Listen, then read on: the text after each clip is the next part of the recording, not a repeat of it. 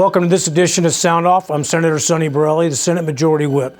Recently, the Attorney General came out with an interim report of the audit and post-election audit results and evidence that the Senate turned over to the Attorney General right after the audit, and then, of course, subsequently more investigations. That evidence was also turned over to the Attorney General. A big shout out to the Attorney General for the investigative team taking their time with this to make sure that they did a very meticulous investigation. The interim report actually reveals things that we already knew, such as things that we need to fix and shore up in the next coming up elections. We need to tighten up a lot of loopholes that are in the election process. One of the things are the drop boxes, which we did in the last segment about drop boxes, but also once again the chain of custody documentation. He confirmed and concurred that the chain of custody documents were not in compliance with the law, and that over 100,000 ballots of chain of custody was basically invalid.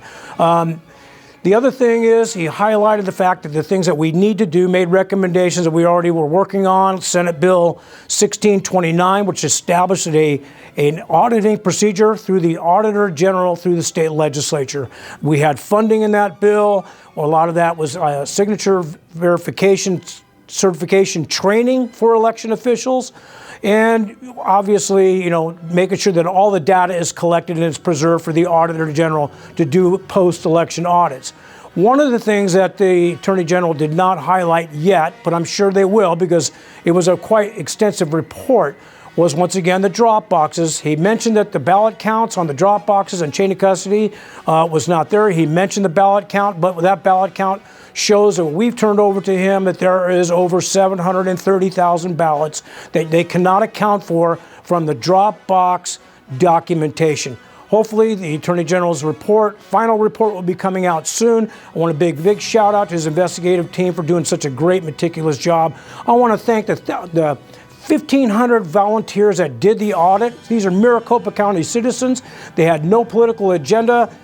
We took anybody if you were a registered voter in Maricopa County, those people, regardless of how they were registered to vote, actually did the physical work at the audit. So for the county to try to discredit and disclaim what their efforts were, it was really shameful on the part of Maricopa County supervisors and their county recorder. The media, the shame-stream media, is trying to bury this story. They immediately came out with their own spin to try to discredit the Attorney General's report, but now they went completely silent. They're like submarines. They're running silent, running deep. They're trying to bury the story so that way it doesn't continue on.